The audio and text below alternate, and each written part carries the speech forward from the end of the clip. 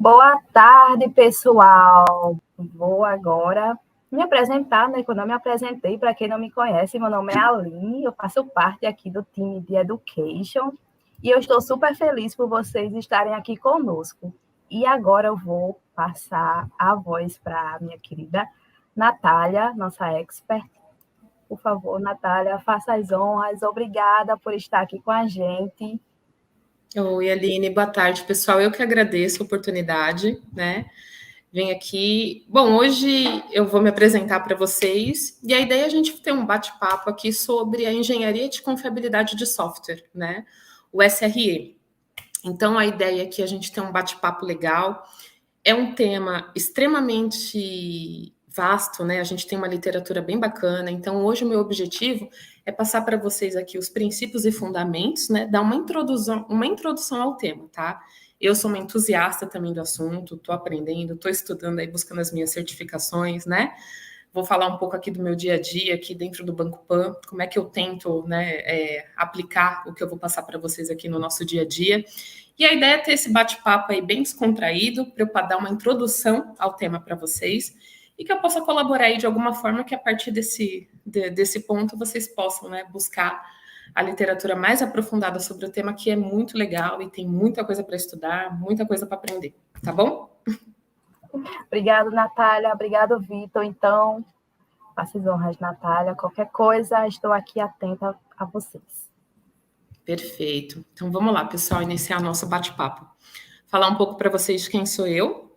Eu sou a Natália, eu tenho 38 anos, eu sou mãe da Raquel e do Rafael, né? São 15 anos de experiência na área de tecnologia. Eu iniciei trabalhando, né? Faço muita parte, eu sou uma analista funcional.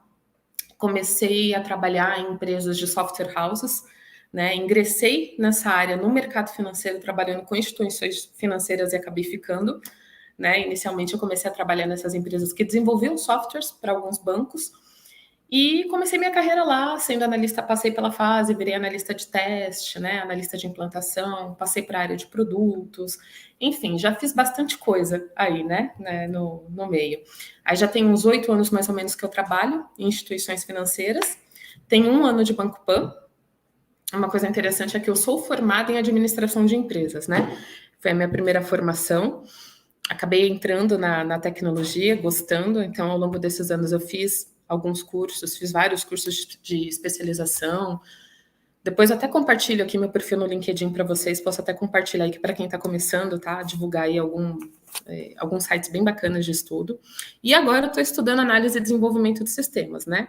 Então, só para mostrar, falar um pouco de mim aí para vocês, tá? E aí tá o endereço do meu LinkedIn, vai estar também disponibilizado.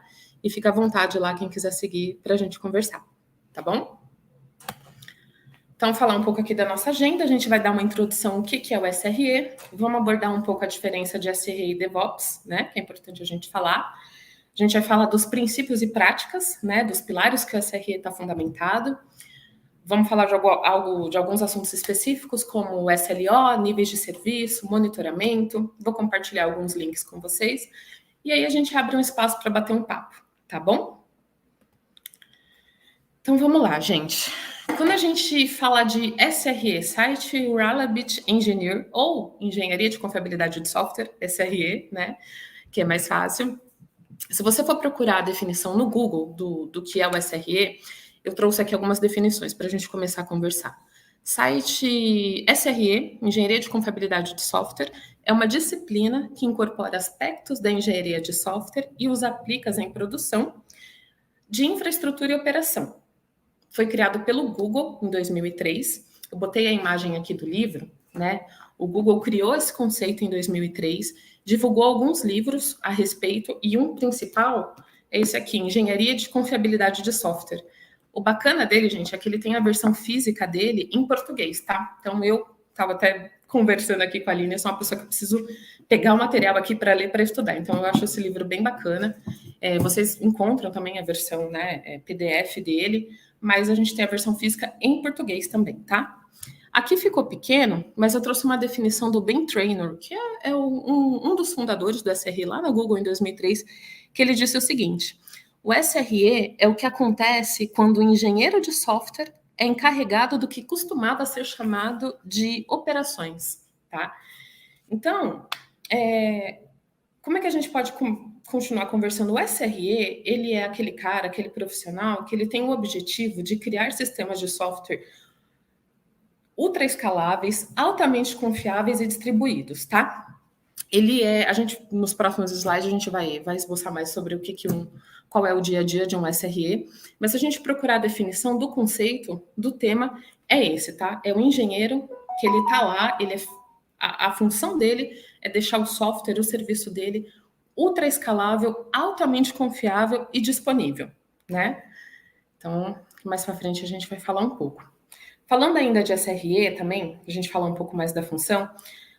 Essa pessoa que, né, vai ser o responsável pela confiabilidade desse software, na literatura disponível, a gente encontra uma definição que é legal. O SRE é o cara que ele tem que gastar 50% do tempo dele fazendo trabalho relacionado a operações. Então, a gente está falando de resolução de problemas, de plantões, de intervenções manuais, né? Ele está lá, ele é o responsável por fazer aquele sistema rodar de forma confiável e ele tem que gastar ali 50% do tempo dele na manutenção, né, do produto dele.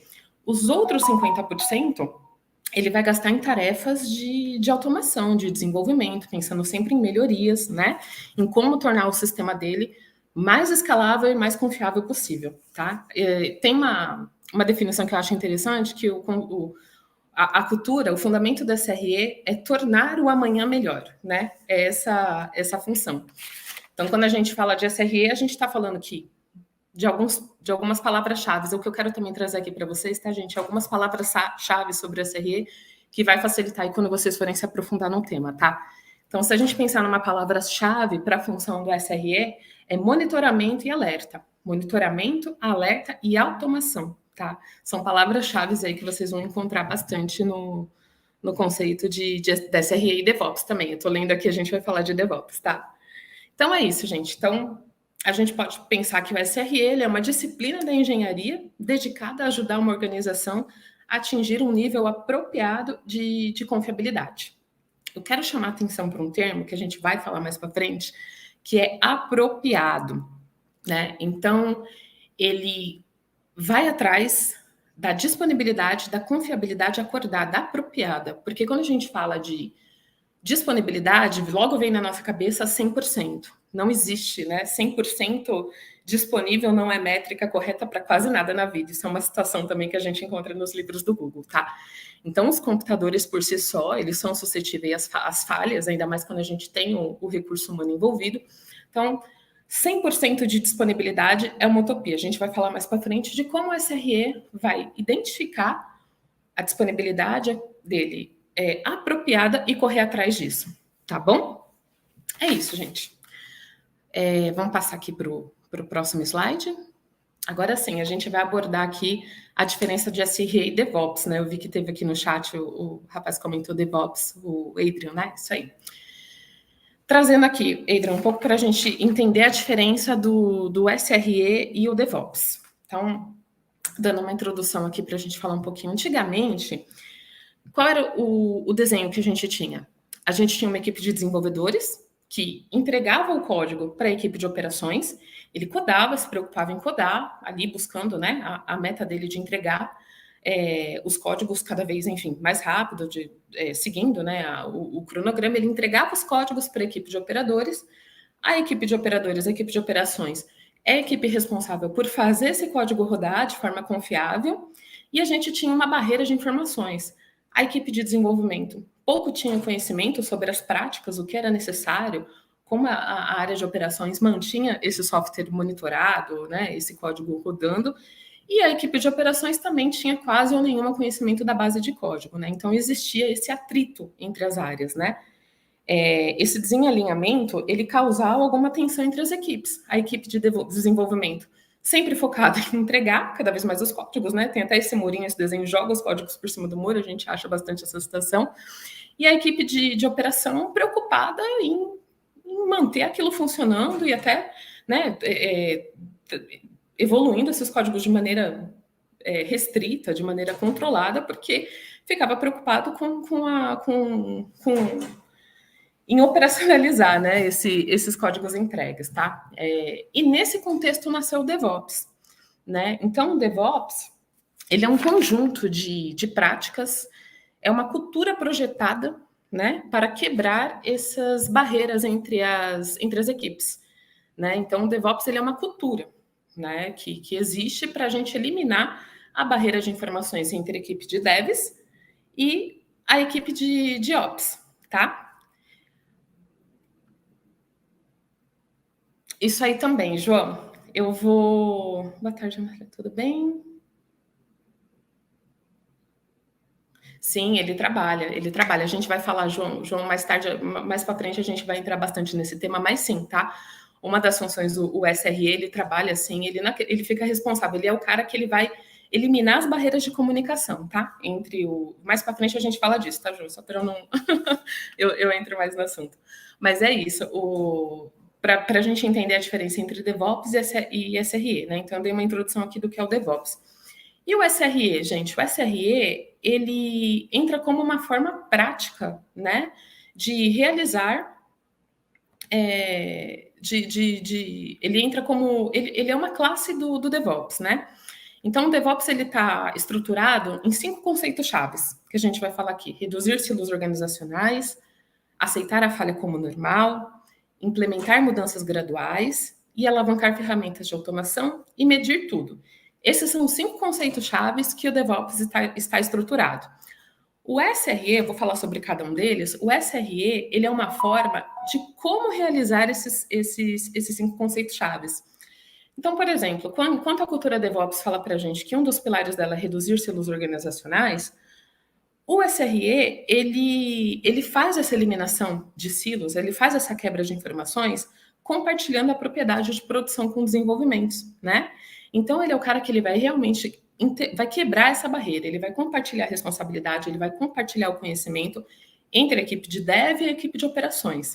Então, ele é um cara que ele está lá em operações, ele tem que entender de design, de arquitetura, ele pode ser um engenheiro, né? Um engenheiro de software que coda também, mas ele é o cara que ele transita entre as áreas e quebra qualquer barreira de informação entre dev e ops, tá? Um dos papéis dele. Quando o DevOps põe, a gente passa aqui para a gente um pilar de aceitar a falha como normal, o SRE entra como, né, como é que ele faz isso na prática? Ele é o cara que abraça o risco, né? Ele é o cara que entende que falhas existem, como a gente disse na introdução, computadores são por si só suscetíveis a erros, ainda mais quando a gente coloca o fator humano, né, na jogada. Então, falha é normal, a falha vai acontecer, e o SRE, ele abraça o risco, tá? A gente vai falar um pouco mais para frente, mas ele na prática, ele trabalha com pós-mortem sem culpa, né? Ele vai sempre trabalhar com um amanhã melhor, vamos definir assim, né? Eu já disse essa frase para vocês, porque a gente encontra ela bastante aqui na nossa literatura. Então, quando a gente identifica uma falha, o SRE vai trabalhar para identificar essa falha. Quando já aconteceu o erro, ele trabalha na resolução de um pós-mortem sem apontar culpados e sem trabalhar para que aquele erro, daquela maneira, nunca mais aconteça, tá? Quando o conceito do DevOps fala para a gente em implementar mudanças graduais, como é que o SRE coloca isso na prática, né?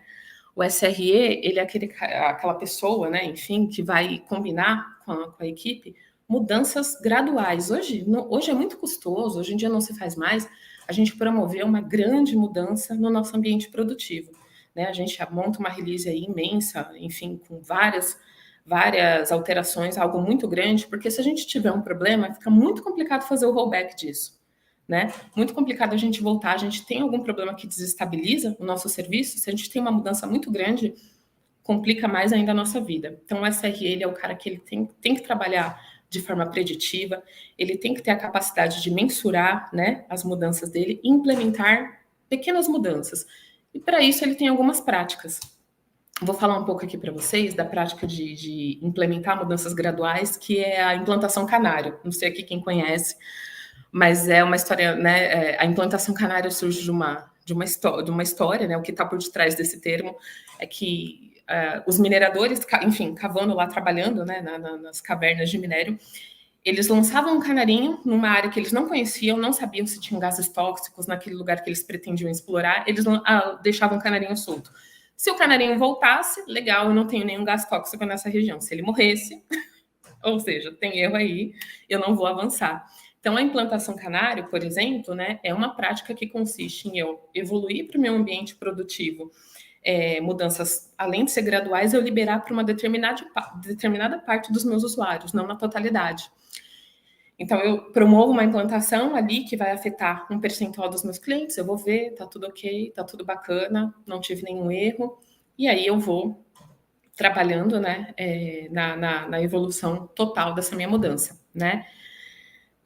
Quando a gente fala em alavancar ferramentas, né, de automação, qual é o papel do SRA nesse conceito do DevOps?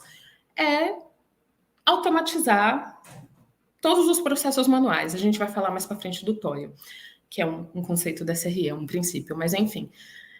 O SRE é o cara que vai eliminar o trabalho manual o máximo possível, tá? E medir tudo, né? O que o SRE faz? Ele é o cara responsável pela confiabilidade, pela disponibilidade do serviço, da aplicação. E qual é a forma dele saber, da gente saber se o nosso serviço está atendendo os nossos clientes, se os nossos níveis acordados de SLA, de SLO, que a gente vai falar mais tarde, eles estão sendo atendidos através de métrica e monitoração. Então, o SRE, ele mede tudo, tá? Esse é um conceito. Então, a gente pode falar que o DevOps é uma cultura, né? E o SRE é uma função de trabalho. O SRE é uma classe do DevOps. Ficou claro, pessoal? Deu para a gente entender a diferença de SRE e DevOps? Falei. Só não sei se vocês quiserem. Não sei se ficou claro. Pode ser, Aline, acho que. Tem algumas perguntinhas aqui, deixa eu ver. Uhum. Ficou sim, o pessoal está respondendo. Aí, Natália, tem umas questões. Se você quiser responder agora, que eles estão mandando, se não, ao fim, a gente tira as dúvidas. Olha, gente, eu não estou no chat, eu falando aqui, vocês, sim, tranquilo, eu não tinha visto. Perdão, eu estava na outra. Então, tá bom. Então, vamos continuar, que bom. Vamos continuar, e no final a gente responde as perguntas. Eu aqui perguntando, né, vocês respondendo, e eu estava vendo outra aba, perdão. Então, vamos voltar. Então, tá bom. Então, agora que a gente já, né, falou um pouco sobre o conceito aí do que é o SRE, o que ele faz, vamos falar dos princípios, né, e práticas do SRE. Deixa eu só ver aqui. Isso aí. O SRE, vamos falar um pouco dos princípios e práticas, né, do que essa cultura, né, esse modo de trabalho aqui, SRE, ele faz. Primeiro conceito aqui que a gente tem é que operações é um problema de software. Então, até pegando o gancho numa pergunta que apareceu aí no chat, o cara de SRE, ele é o cara que se preocupa, gente, com tudo que a minha aplicação precisa para funcionar. Eu estou falando de infraestrutura, estou falando de resiliência, de recursos. Tudo que envolve, tudo que é necessário para o meu sistema funcionar de forma confiável, para ele ser escalável, para ele ser ultra confiável, é um problema de software. Né? Então, assim, a gente tem, sim, ele trabalha em equipe ele trabalha em parceria com todas as equipes de infraestrutura, o cara de banco de dados, né? Então, assim, tudo que é relacionado ao meu sistema, para ele funcionar legal, para ele atender o meu usuário, para ele atender os meus níveis de serviço, ele é esse cara, né? Então, tudo que envolve operações é um problema de software. Esse é um dos princípios, tá? Níveis de serviço, como a gente estava falando lá, é o cara que mede tudo. Então, para a gente entender, para a gente ter visão se o nosso serviço está disponível, qual a taxa de erro, qual a taxa de falha, qual o tempo de resposta, a gente faz a medição desses níveis de serviço. Aí no próximo slide a gente vai falar do SLA, SLI e SLO, que são níveis, né? E são práticas, são metodologias para a gente medir o nosso nível de serviço. Um outro princípio é o TOIO. TOIO é a famosa intervenção processo manual, né? Então, tudo que eu tenho hoje no meu processo, eu vou dar um exemplo aqui de TOIO para ficar claro. Imagina que você é lá, analista, está no seu trabalho e todo mês você tem que rodar uma query, rodar uma consulta no banco de dados para gerar um determinado dado para alguma área usuária. Isso é um TOIO. Você pode automatizar isso, né? É um trabalho manual, um trabalho repetitivo, que não está agregando valor para o seu serviço, nem para você como profissional. Poxa, a função da SRE é identificar todos esses TOIs, todos esses processos manuais, burocráticos e automatizar, né? E quando a gente fala de TOIO também, gente, é muito importante que o SRE, a gente entenda o que a gente vai automatizar. Se eu tenho um processo que está ruim, que não funciona direito, eu não vou automatizar esse cara, eu vou consertar ele para ele automatizar. Então é importante ter esse alinhamento, né, sempre em equipe de produtos e desenvolvedores, né, o cara que transita nas áreas, para poder identificar o que automatizar e como automatizar. E automatizar coisa legal. Se você tem um processo que está ruim, que está capenga, você primeiro conserta para depois automatizar e eliminar o toil, tá bom? Pegando prática, já pegando gancho também, né? É o princípio de automação. Tudo que dá para ser automatizado, você tem que trabalhar, tá? Você deve e pode automatizar aí tudo que você puder, de forma realmente consciente, né? De automatizar processos que funcionem. Então, uma das funções do SRE, eu estudando o tema, a gente vê muito assim que o SRE é o cara preguiçoso.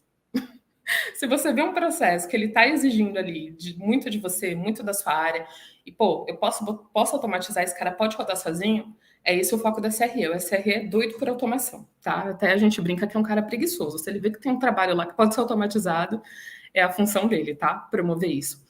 Reduzir o custo de falha também, né? Então, o que acontece? Quando a gente demora para descobrir um problema em ambiente produtivo, ele é caro, é muito complicado você descobrir um problema, né, já em ambiente produtivo. Então, o SRE é o cara que ele trabalha para reduzir o custo dessa falha. Poxa, é trabalhar, por exemplo, para você ter um ambiente de teste, um ambiente de desenvolvimento o mais parecido possível com o seu ambiente produtivo, para você trabalhar com testes de estresse, testes de carga, né? Você adotar essas práticas para reduzir, de fato, o custo da sua falha. Dá um exemplo aqui. Poxa, imagina que a gente trabalha aqui, a nossa empresa, né, aqui no nosso dia a dia, a gente vai ter uma ação de Black Friday. Eu preciso saber como é que o meu sistema vai se comportar. Eu não vou deixar para chegar o dia para ver se meu sistema não escalar, se ele não dá conta, né? Então eu tenho que trabalhar, estressar até mesmo o meu ambiente de produção, enfim, com algumas práticas, né, seguras. Mas é isso, né? Ele trabalhar de forma preditiva, analítica, para reduzir o custo da falha que eventualmente vai acontecer. E um outro princípio, gente, é a responsabilidade compartilhada. O SRE, ele sempre compartilha a responsabilidade, tá? Ele é o cara que dissemina conhecimento, né? Então, ele é o cara que está lá entre operações, DevOps, né? Ele compartilha, ele quebra barreiras de informações e ele compartilha a responsabilidade, tá? Responsabilidade e conhecimento, tá bom? Vou voltar aqui. Tudo bem, gente, com os princípios e práticas do SRE? Tá? Vou seguir aqui, aí no final a gente responde as perguntas, tá? Então vamos lá. Vamos falar um pouco aqui sobre os objetivos de níveis de serviço, né? Que é uma das práticas que a gente acabou de falar, né? Então, deixa eu voltar aqui mais um slide. Como é que o SRE ele vai monitorar a confiabilidade do serviço dele, né? Calculando os níveis de serviço. Vamos falar de 3 aqui, que são os principais: o SLI, o SLO e o SLA e o Error Budget. Então, vamos começar pelo SLO. O que é o SLO? É o Objetivo de Nível de Serviço. O SLO, gente, é o acordo interno do quão bem o meu serviço tem que ser, ele tem que estar para atender o meu cliente. O meu SLO, ele está intimamente ligado à satisfação do meu usuário. Quão bem o meu serviço tem que ter de desempenho de resposta para a experiência, para a jornada do meu usuário ser satisfatória. Esse é o SLO, ele é um acordo interno. A gente conhece muito o SLA, né? O SLA, ele é um acordo de nível de serviço externo que eu tenho com o meu fornecedor, com o meu cliente.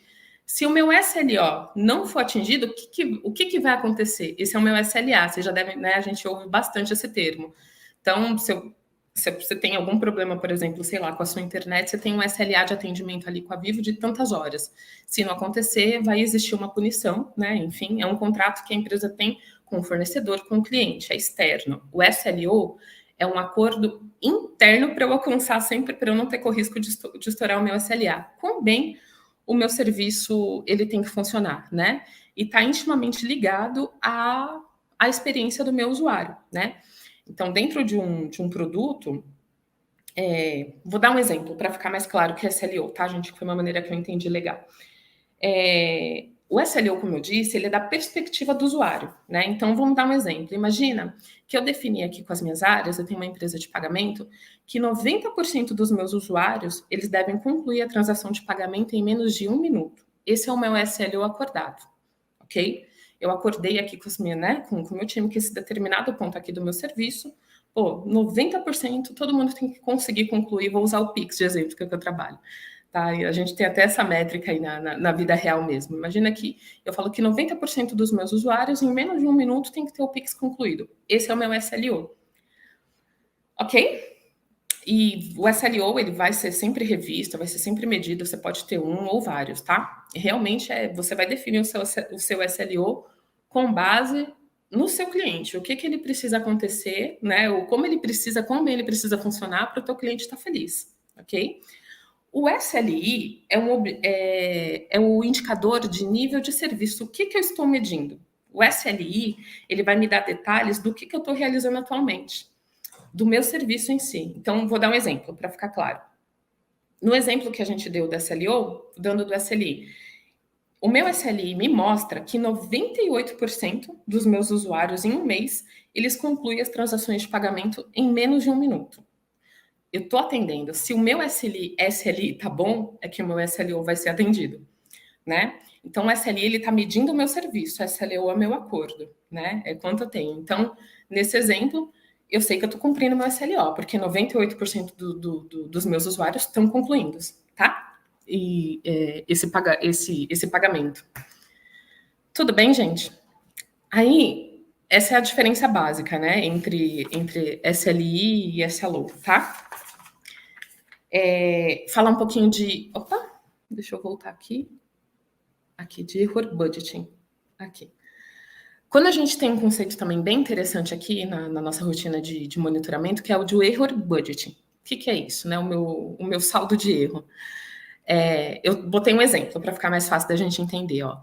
Imagina que a sua organização define um SLO de disponibilidade de 99,9%. É bem alto, é muita coisa. Todo mês.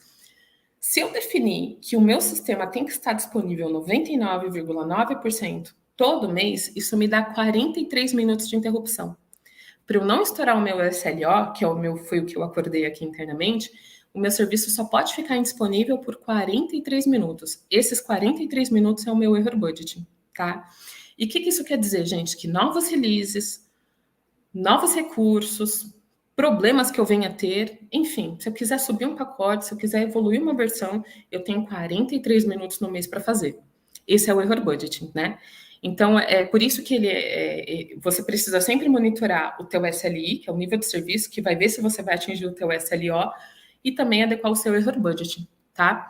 E uma coisa interessante, gente, no error budgeting, que eu acho que é importante falar, é que a gente tem que consumir ele, né? Então, nesse nosso exemplo aí, que é bem apertado, eu tenho 43 minutos que eu tenho que usar no mês. É ruim se eu não uso o meu error budgeting, né? Porque eu não posso, até mesmo depois, trabalhar para adequá-lo, né? Então, se eu tenho uma manutenção para fazer, um teste que eu possa ficar indisponível, eu vou usar o meu error budget para isso, tá? Então, é importante que a gente consuma para atualizar as versões, para subir novas releases, para fazer testes, né, de indisponibilidade, talvez. É muito importante que esse error budgeting aí seja consumido.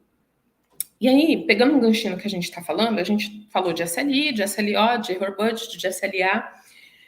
Eu queria falar um pouco também da observabilidade, né?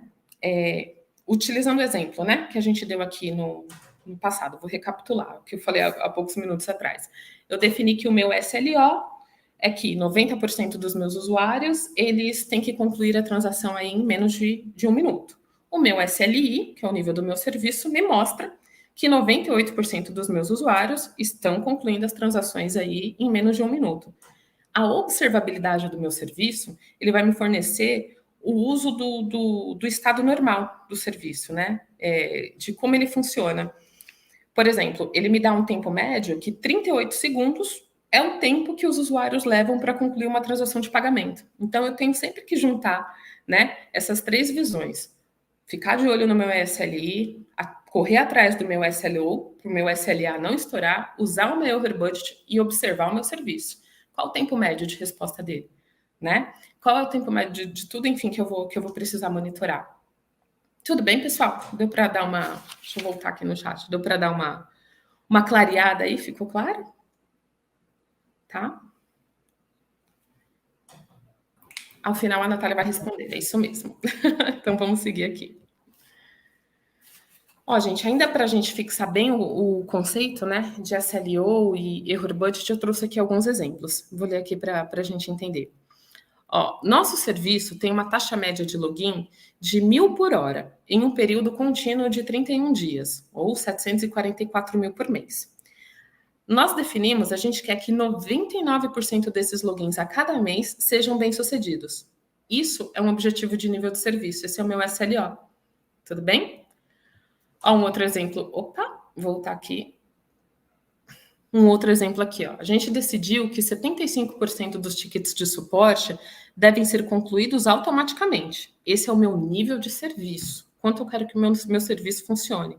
Se houver 1.000 novos tickets de suporte abertos a cada mês, 250 eu posso tratar manual. Esses 250 é o meu saldo de erro, meu erro budget, tá? Um outro exemplo aqui, ó. Decidimos que 99,9% das solicitações de web por mês devem ser bem-sucedidas. Esse é um objetivo de nível de serviço. Se eu tiver 1 milhão de solicitações na web em um determinado mês, até 1.000 delas podem falhar. Esse é o meu erro budget. Por isso que eu falei que é muito importante a gente utilizar o erro budget para a gente poder, imagina que, cara, meu serviço está muito bom, meu erro budget está muito alto, eu posso diminuir, eu posso adequar, eu posso pegar esse tempo que eu, né, de erro, de indisponibilidade, para promover melhorias, testes de estresse, enfim, tá?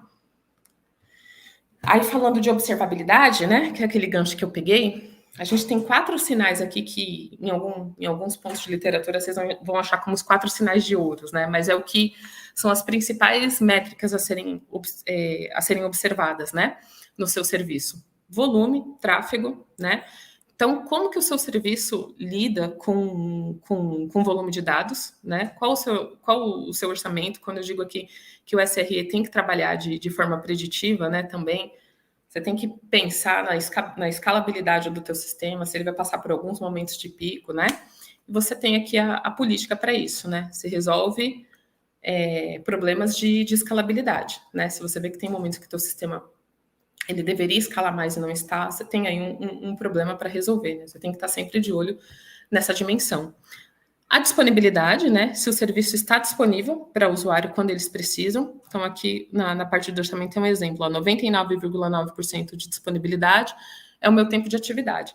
Gente, quanto mais 9 eu tenho aqui nesse objetivo, mais difícil fica, né? Eu atingir. Então, lembra que eu falei que é muito importante que seja definido uma disponibilidade adequada, né? Que 100% é utópico, tá? Mas é um dos sinais aqui de ouro que a gente vai observar, tá bom? A latência é um ponto que a gente tem que observar muito também aqui, né? Dentro das práticas do SRE. Qual o tempo de resposta do meu serviço, né? Ele é aceitável? Meu tempo de resposta para o usuário está dentro do que eu quero, né? O meu tempo, enfim. E para isso você tem várias ferramentas, tá? Eu queria até trazer aqui para vocês, é que eu não consegui, mas todos esses sinais de observabilidade, uma equipe de observability, né? Um command center que fica ali monitorando serviços do seu produto, ele tem lá várias ferramentas da Dynatrace, Grafana, Prometheus, né? Algumas vocês já devem conhecer, mas enfim, são por meios da política que você escreve nessas ferramentas que você vai medir os seus sinais de observabilidade, tá? E os erros, né? Se o serviço está fornecendo os recursos solicitados, né? Enfim, qual a minha quantidade de erros, o meu tempo de respostas a eles, né? Aos meus erros, o meu MTTR, que é o meu tempo médio de reparo, né? O SRE precisa estar sempre atento a isso também, tá bom? Bom, deixa eu beber uma água, gente. Peraí, falei muito.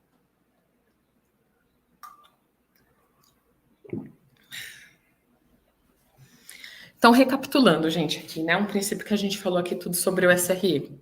Ele é um cara que é focado na confiabilidade, é um cara que vive na produção, é um cara que gerencia a escala e a complexidade, né, do seu produto. Ele requer engenharia e arquitetura, até vi algumas perguntas assim. Olha, quando vocês forem estudar mais o tema, vocês vão ver vários estudos que falam, pô, o SRE não precisa ser um programador, ele não precisa codar, desenvolver Java, mas é imprescindível que o SRE entenda de arquitetura, de design, de código, sim, né? Porque como ele é o cara que vai romper barreiras entre operações e DevOps, ele precisa realmente ter essa noção boa, né? Entender de arquitetura e código, tá? E design de sistemas. O SRE, ele usa a tecnologia, ele respeita as pessoas, compartilha responsabilidade, dissemina conhecimento, né? Sempre focado ali na disponibilidade, na confiabilidade, né? E no bem-estar do usuário, tá? A gente falou um pouco das práticas, né? Do SRE, a gente falou aí dos indicadores de nível de serviço, o que ele tem à disposição, SLA, SLO, falamos do nosso orçamento de erro, e a política ali do aprendendo com fracasso, né? Até brinquei ali que o SRE, ele automatiza tudo, ele é até um cara preguiçoso, se ele vê um processo ali que está rodando e pode ser automatizado, ele é o cara que vai trabalhar para isso, e ele é o cara também que dissemina essa cultura de não achar culpados, essa cultura de aprender com erros, de aprender com falhas. Então, quando existe um problema em produção, a gente vai fazer a reunião de pós-mortem, a intenção nunca é apontar um culpado, nunca é apontar um dedo ou, né, enfim, expor a pessoa, não. A gente aprende com essa falha. Onde o nosso processo vai ser melhorado, né? O que a gente tem que fazer para a gente não passar por isso novamente? É essa cultura que o SRE traz para a gente, tá? É assim como ele trabalha. Aí eu trouxe aqui, eu acho que ficou pequeno para vocês visualizarem, mas uma pirâmide, né, hierárquica aqui do SRE. A monitoria está na base, né? O monitoramento, ele é a base, né, do SRE. Eu preciso fazer a monitoria de todos os meus indicadores, dos meus serviços, né? A minha taxa de resposta a incidente, né, que é o meu MTTR, é o cara que vai se preocupar sempre ali em diminuir o tempo médio de resposta, o tempo médio de reparo, né? Ali a gente tem também o pós-mortem, como eu comentei com vocês, seguindo a pirâmide, o pós-mortem sem culpados, pós-mortem ali no sentido de, pô, vamos trabalhar para a gente nunca mais passar por isso. Testing, né? Testing e mais release procedures, que a gente comentou, pô, vamos tentar trazer aqui, criar um ambiente o mais próximo possível, né, do ambiente produtivo, para que eu possa realmente ter eu aplicar as minhas técnicas lá de validação de software de maneira efetiva, para eu me precaver a erros, para eu não achar erro lá só no ambiente de produção. Vamos fazer teste de estresse, teste de cenário, né? Vamos botar ali o nosso sistema, vamos estressar ele para ver o quanto ele está escalável, o quanto ele está confiável. É o cara que tem a capacidade, né, de planejamento, né? É um cara que ele vai ver ali, ele precisa saber quando ele vai precisar de mais ou menos recursos, né? E ali no final da pirâmide a gente tem desenvolvimento e produto, que ali é a interação, né, entre as áreas. Aí aqui eu elenquei alguns pontos aqui, ó. Como você começa? Como é que eu vou definir, né, um SLA, um SLO? Isso vai muito da sua realidade. Acho que eu defini aqui alguns pontos, né? Primeiro, a gente precisa ter um problema, né? Imagina assim, você tem um problema, você tem um tempo de inatividade, você tem algo no teu serviço ali que você sabe que você precisa resolver. Você tem que ter um suporte de gerenciamento alinhado com a área de produtos, né? Para saber qual é o meu número adequado para o meu cliente ficar satisfeito, para o meu cliente ter uma jornada, ter uma experiência bacana, né? Mergulhar na literatura. Esse nosso bate-papo, gente, a minha intenção mesmo é realmente trazer aqui para vocês a introdução, para quem nunca ouviu falar, para quem não conhece, vai a fundo. É um tema assim muito legal, é muito vasto. Eu sou uma entusiasta, também estou aprendendo, estou tirando minhas certificações, tá? Estou tentando trazer. Então, assim, mergulha na literatura disponível. É muito bacana. Esse livro do Google, ele é bem extenso, mas você lendo 10, 20 páginas por dia é uma leitura tão gostosa que ele está focado realmente como o Google deixa os sistemas dele disponível, mas isso já transcendem, né? O Google, a gente consegue ler e imaginar aqui e tentar aplicar no nosso dia a dia, tá? Se na sua equipe se vocês já têm ali, passa algum tempo com outros SREs, são pessoas assim realmente que têm bastante a acrescentar e experimenta definir o seu SLI e o SLO, né? O seu SLO você vai definir de acordo ali com a tua realidade, sempre pensando no teu usuário.